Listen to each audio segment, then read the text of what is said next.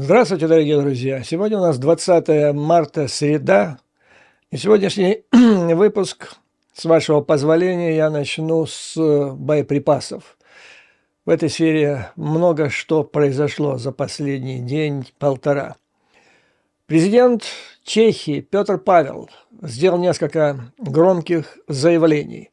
Первое о том, что европейские компании вскоре, а видимо где-то в начале следующего года, смогут производить необходимое количество боеприпасов для того, чтобы не только обеспечить все потребности ВСУ, но и также пополнить свои запасы.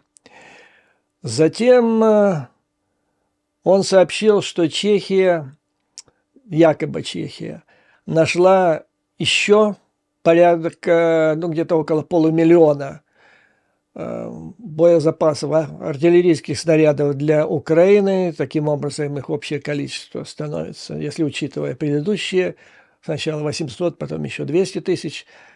То есть все вместе получается где-то около 1,5 миллиона. Однако, как заявила представительница Министерства обороны Чехии, эти снаряды начнут поступать в Украину где-то в начале июня, потому что надо найти деньги на это дело. Я вам хочу все-таки разъяснить эту ситуацию, потому что я лично знаю людей, которые искали и нашли эти снаряды. Это, не совсем так, как это выглядит. Президент Павел вообще не играл в этом деле никакой роли. Ему дали возможность, просто ему положили справку по этому делу и дали возможность сделать несколько громких заявлений, таким образом укрепляя его политический авторитет. Человек достойный этого, что говорить. Министерство обороны тоже было так, на заднем плане во всем этом деле. А работали всю основную работу по поиску этих боеприпасов, переговоры провела группа международных, скажем так, специалистов в области торговли оружием. Люди, которые работали не столько за большие прибыли, сколько ради идеи. Идея состояла в том, чтобы начистить Путину пятак в Украине и сделать это радикальным способом. Занимались они этим делом не менее 7-8 месяцев. Поскольку они хорошо знают рынок, источник этих снарядов они определили достаточно быстро. Это не менее 5 стран. Главное из них, это, вернее, не главное, но те, которые уже просочились в печати, поэтому ничего страшного, если я их назову. Это Южная Корея, Южная Африка, Турция. И там еще есть одна выдающаяся страна, которую я просто не хочу я сглазить, потому что если дальше так пойдет, то это одна из тех историй, которая меняет все, так по большому счету. Сначала нашли 800, потом нашли 200, и вот теперь в последний момент нашли 400, как они сказали, не 500, а 400. Из этих стран, которые поставят и будут продолжать поставлять, одна из них, допустим, Южная Корея, это та страна, которая может в принципе на 100% обеспечить все потребности ВСУ в снарядах на долгосрочной основе. Страна с прекрасно развитым ВПК, у них потрясающие танки. Кстати, несколько месяцев назад, в прошлом году дело было, в Южную Корею приезжал от Министерства обороны Украины генерал Гаврилов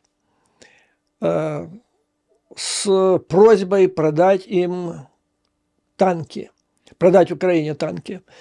Южная Корея не согласилась, потому что у нее уже был контракт с Польшей, заключенный ранее.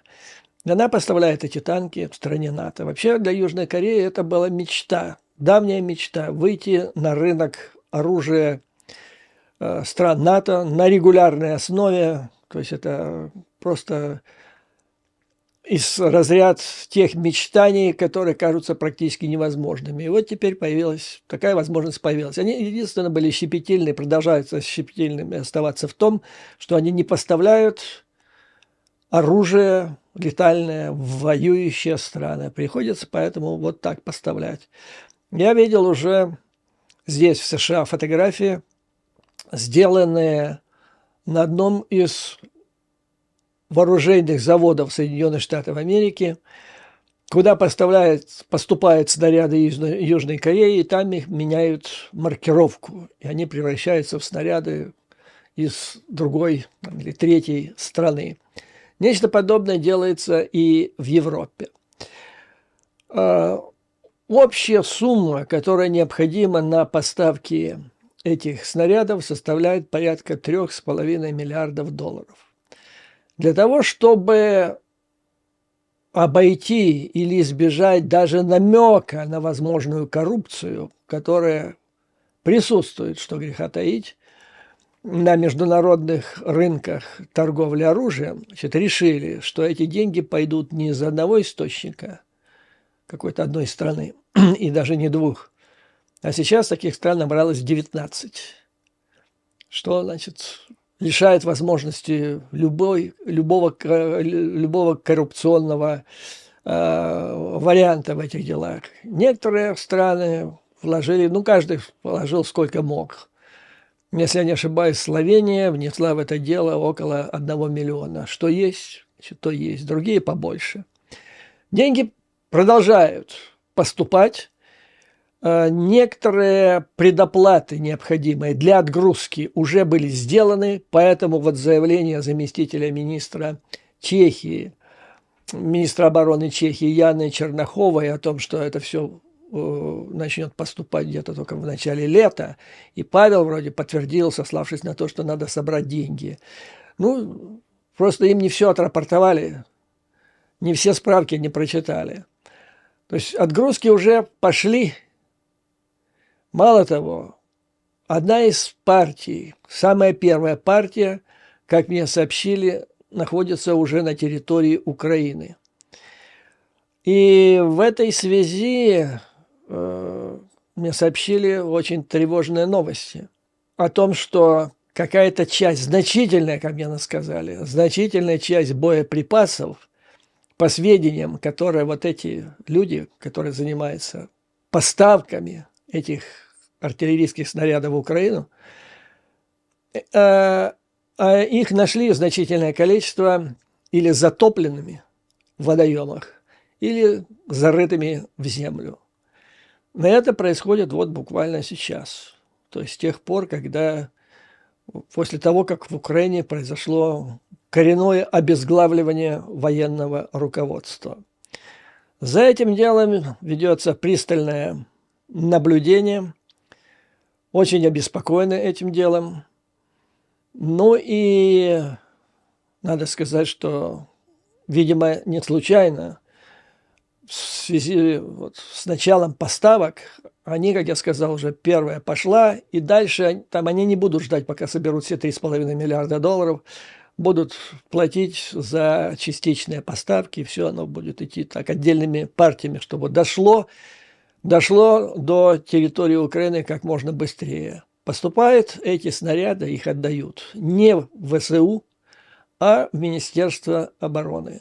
Поэтому все концы надо искать именно там, в Министерстве обороны. И если окажется, что действительно вот происходит то, что, как мне сказали, происходит, то, видимо, это вопрос национальной безопасности. Я думаю, что соответствующие украинские структуры должны заняться этим делом, потому что если окажется, что это вредительство каких-то чиновников, то вы можете представить, какой скандал разразится. И, видимо, не случайно. Вот анонс по поводу начала поставок этих артиллерийских снарядов. Они включают 155-й калибр, 152-й, 122-й и даже 105-й.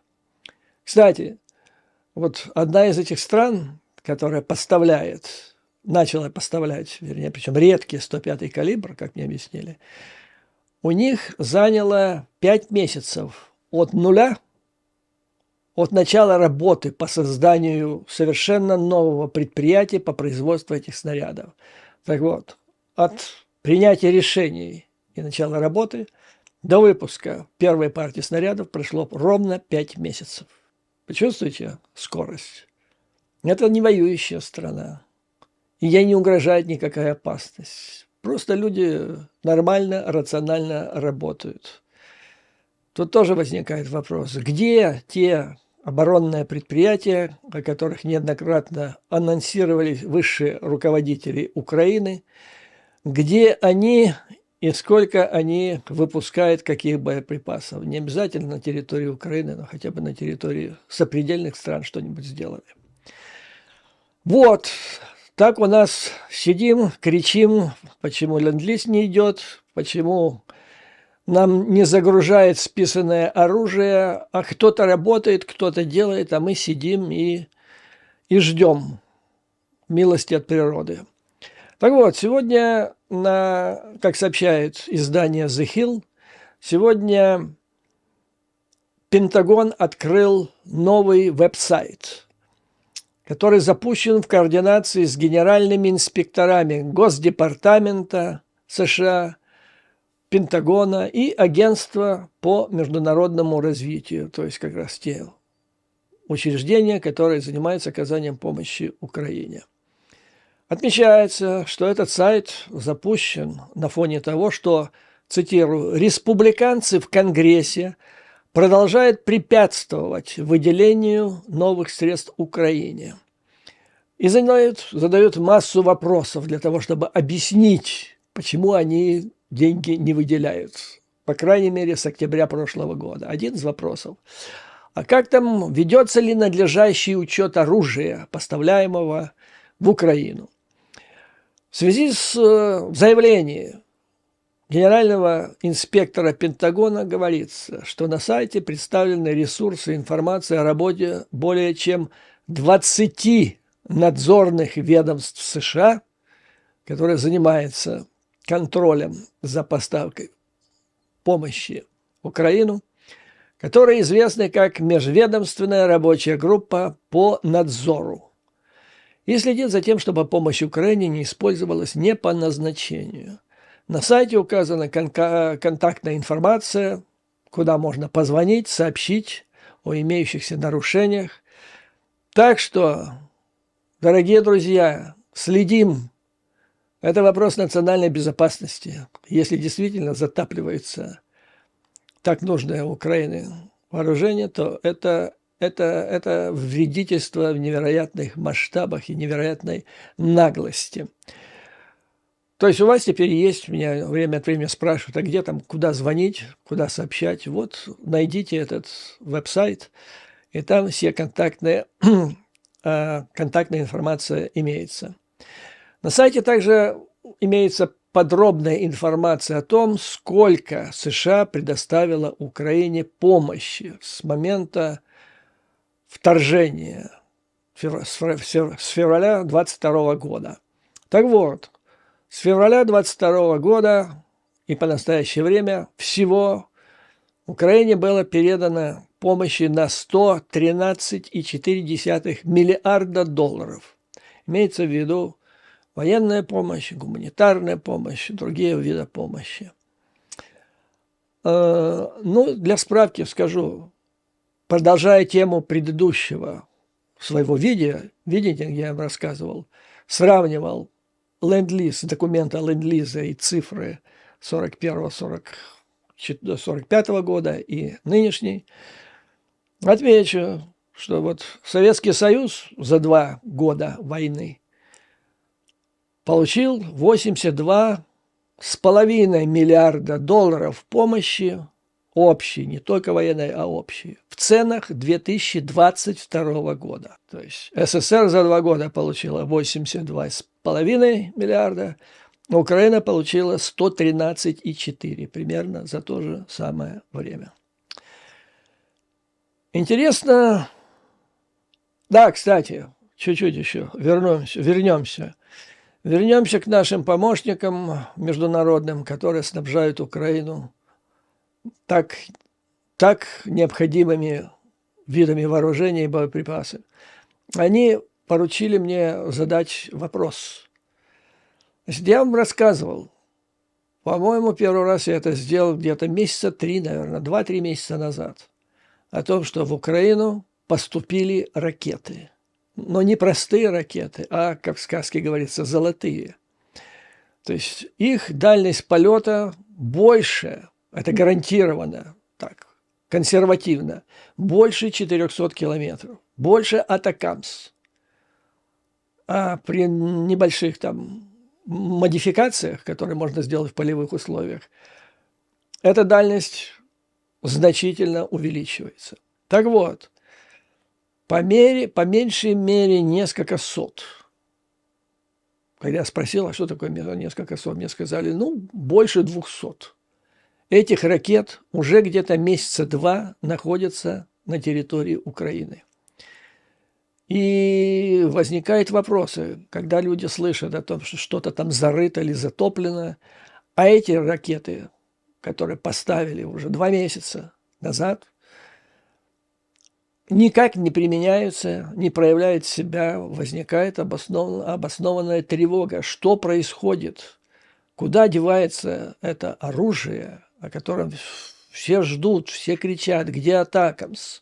А вот ничем не хуже, чем Атакамс имеет место быть, как утверждают. Но я верю этим людям, потому что они делают реальные дела, о которых говорит весь мир.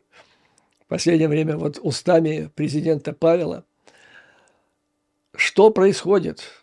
Вопрос звучит конкретно вот так, как мне его сформулировали.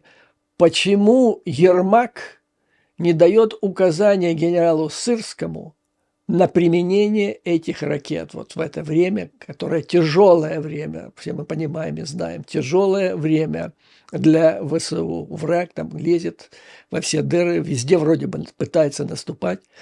То есть с этими ракетами, которые уже есть, можно закошмарить весь Крым.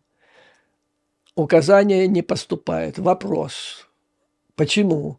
То ли их уже затопили, то ли кто-то чего-то ждет. Чего можно ждать? Может, там какой-то великий коварный план, лично разработанный фельдмаршалом Безуглой, Бог его знает. Но вопрос остается, потому что их много еще могут поставить. Гораздо больше, чем уже поставили. И вопрос-то, ребята, а оно вам надо? Или вы так просто вот все время спрашиваете, дай, где, а потом дали и что? В общем, вопросы какие-то тяжелые, я вам скажу, вопросы. Брюссель. Сегодня представители Брюсселя сделали заявление о том, что принято решение использовать проценты от замороженных активов российского Центробанка в Европе, в частности, вот то, что находится, основная часть его находится в Euroclear в Бельгии. Так вот, проценты, не саму сумму, не само тело, вот, как говорят, а проценты на оказание помощи Украине. Ну, и по имеющимся прикидкам и потому, что уже имело место последние 2 года, ожидается, что эти проценты будут составлять, ну так, в районе 3 миллиардов евро в год. Это, конечно, неплохо. Они не помешают. Но они не сделают погоды. Это не кардинальное решение. И правильно сказал премьер-министр Шмыгаль, что мы, то есть Украина, настаиваем на аресте или конфискации всего объема. Не просто процентов, а всего объема этих активов и передачи так или иначе Украине. Положительно в этом заключается в том, что, ну, наконец-то это дело сдвинулось, и будет это не ad-hoc, то есть от случая к случаю, а будет работать как механизм. Хорошее еще что. Пока тут речь идет официально, формально о том, что эти деньги будут использоваться для восстановления Украины, инфраструктуры в частности. Но восстанавливать, по большому счету, реально заниматься этой проблемой, наверное, придется после окончания военных действий.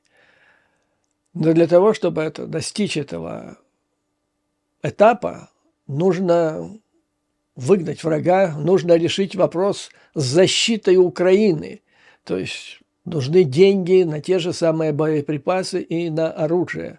Вот что самое главное. И произошли какие-то подвижки. Представители Евросоюза дали понять, что да, эти деньги могут быть использованы для закупок боеприпасов. То есть такое, я бы сказал, неоднозначное решение. С одной стороны, вроде ничего, вроде неплохо, с другой стороны, оно настолько половинчатое, что особого восторга не вызывает. Но у европейцев всегда была по этом плане более осторожная позиция, чем у американцев. А вот американцах мы сейчас с вами переговорим. Сейчас висит в Палате представителей 2 петиции об обхождении спикера с тем, чтобы поставить вопрос на голосование. Сенатский законопроект поставить на голосование в Палату представителей. Если это произойдет, считается, что его утвердят. Спикер этому очень воспрепятствует.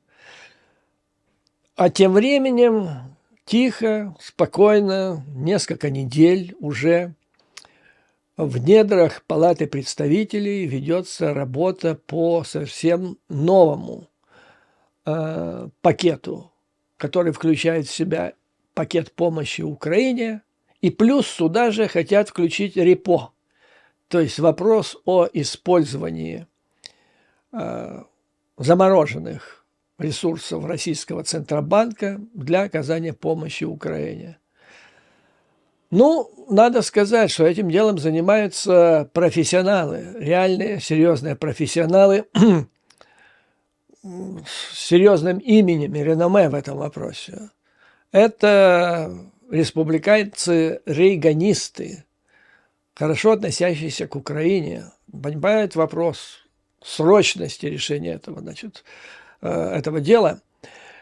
И по последним оценкам, вот к пятнице этой недели должен быть закончен и принят законопроект о финансировании остальной, второй половины бюджета Соединенных Штатов на текущий финансовый год. И после этого сразу же запускается в обсуждение с тем, чтобы принять его как можно быстрее, вот этот пакет помощи. Туда же может быть включен вопрос в качестве компромисса о возможности предоставления Украине помощи не в виде бесплатной, как это было до сих пор, а в качестве кредита.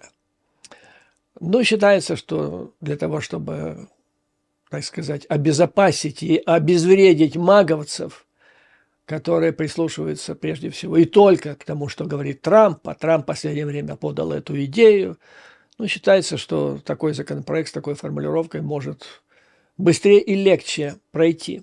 Значит, Грэм, повторяю, он не имеет к этому никакого отношения. И единственная его возможность, то есть там было у него 2 цели, как сейчас просматривается по последующим комментариям. Первое, он, конечно, накосячил в взаимоотношениях с Трампом. Он клялся в преданности Трампу, когда тот был президентом. Потом, когда Трамп перестал быть президентом, он сделал несколько убийственных в отношении Трампа заявлений типа «придурок», ну вот так вот где-то, такого плана. Как с ним можно было работать, я прозрел, осенило его. Вот. А потом сейчас, когда опять возникает возможность, что Трамп вернулся, то есть ему, чтобы вернуться в лоно, теперь уже маговцев, нужно быть большим маговцем, чем сам Трамп, что и старается делать Линдси Грэм, потому что вот когда прошли недавно праймерис в штате Южная Каролина, где Трамп выиграл у Хайли очередной раз, Трамп вышел на трибуну для того, чтобы объявить о своей победе, и туда же высунулся, скажем так, Линдси Грэм и некоторые другие из ближайшего окружения Трампа, И народ его зашикал, затопал, засвистал. То есть он там чужеродное тело, поэтому он старается. Он вполне мог поехать туда по своей собственной инициативе, чтобы потом распахнуть рубаху перед Трампом и сказать, ну я же старался. Но я подозреваю, есть еще одна подоплека. В последнее время Трамп находится в позиции глухо обороняющегося. Он столько наболтал, в том числе по поводу дружбы с Путиным, в том числе о том, что он разрешит Путин что угодно делать страной НАТО, которая не дотягивает до 2%. По поводу Украины тоже он наболтал, и рейтинг дрогнул и пополз, так уверенно я вам скажу, пополз вниз, причем с перспективой еще дальше на понижение. Поэтому и в это время как раз он и выступил с идеей кредита. Ну, тут все понятно, кредит Украине. Ну, хорошо, дадут эти деньги, будет долг, большой долг. Но понятно, что Украина в обозримом будущем не сможет его выполнить. Трамп, даже если он станет президентом, вечно не будет находиться на этой должности. Украина обязана, без нее никуда не денешься в следующей архитектуры последующей европейской безопасности, причем она должна будет играть ключевую роль. Ну, короче говоря, шансом на то, что эти деньги, кредит будет выплачен, близки к нулю. И Трамп сам понимал. И он сразу, когда выдвинул эту идею, сказал, что, ну, если некоторые страны не выплатят, ну, что, тогда мы что-то другое поимеем с них. Ну, можно, хорошие отношения. Короче говоря, тут Трамп закинул эту идею, и ее тут же подхватили трамписты в Палате представителей, и тут же закипела работа с новой силой, с новым дыханием над законопроектом о помощи Украине, что это как бы так вот, типа палочка-выручалочка. Он сам придумал эту идею, не веря в ее реально, что этот кредит можно вернуть. Но теперь, если это дело выгорит и будет принято, то есть Конгресс перевернется на день, вернее, не Конгресс, а Палата представителей, которая тянула этот вопрос с октября прошлого года. Но теперь все-таки скажут, да, давайте работать, все, их осенило. Как важна Украина, как нужно быстро ей помогать. А скажут, почему? Да потому что Трамп гениальную идею подал. Вот. То есть визит Линдсея, с которой он ни с кем не согласовывал, кроме, вероятно, с Трампом. Следим за последующим развитием событий высказыванием Трампа. Вполне допускаю, он же в предвыборной кампании, пока еще, вполне допускаю, что на каком-то этапе он скажет, ну вот видите, Джо, я имею в виду Байдена, стойко сражался там и никак не мог принять пакет помощи, а я вот раз и решил. Он обещал же когда-то за 24 часа решить вопрос войны в Украине. А тут 2 минуты, только произнес слово кредит, все решили. Вот, ну, теперь возвращаясь обратно к петиции, которая, вернее, не петиции, а пакету, который разрабатывается сейчас в Конгрессе. То есть дело идет о включении вот этого репо законопроекта о использовании уже Америкой. Америка была инициатором в этом деле, и у нее позиция более жесткая. Я вам рассказывал это в деталях. И самообоснование на 184 страницах впервые по этому поводу сделал легендарный американский юрист Лоренс Трайб. Оппозиция однозначно, что надо конфисковывать все эти деньги и все их использовать, и прежде всего на оборону Украины на нынешнем этапе. Так вот, господа, и наша резолюция, вот она как раз в русле, вернее, не резолюция, а петиция, над которой мы с вами работали последние несколько недель, она как раз в русле. И планы такие. То есть мы подаем эту петицию в течение следующих нескольких дней, на следующей неделе. Там сейчас до 300 тысяч, не хватает где-то 20 тысяч. Давайте-ка, господа, мобилизуемся и наберем, ну, то есть 300 тысяч, это, конечно, не миллион, не полтора, как я очень рассчитывал. И я примерно, так, откровенно говоря, расстроен, потому что вот мне пишет один из зрителей, он призывал своего друга подписать, а тот сказал, что он не верит. Ребята, вера или не вера – это религия. Это не вопрос рациональных поступков рациональных людей. Вот эта международная группа, которая с территории Чехии так вот из ниоткуда нашла 1,5 миллиона снарядов для Украины. Это не сделали какие-то там дяди из каких-то там спецслужб. Ну да, там можно предполагать, что они были связаны с спецслужбами так или иначе, потому что этот рынок контролируется спецслужбами по большому счету. Но тем не менее, в основе это были волонтеры.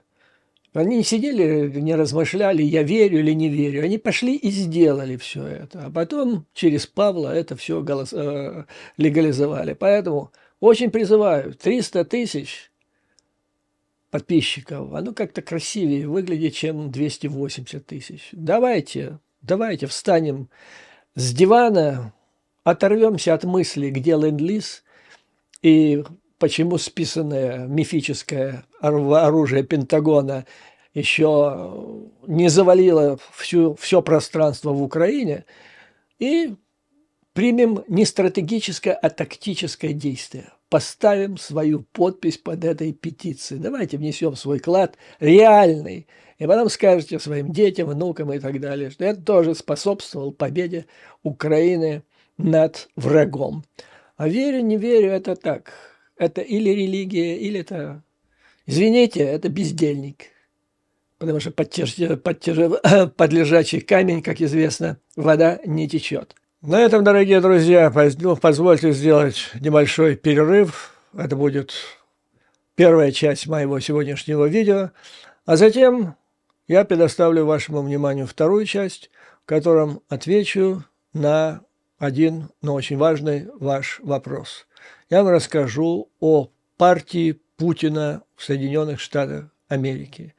И что это значит, к чему это ведет, и как с этим бороться. До скорой встречи. Я с вами не прощаюсь надолго.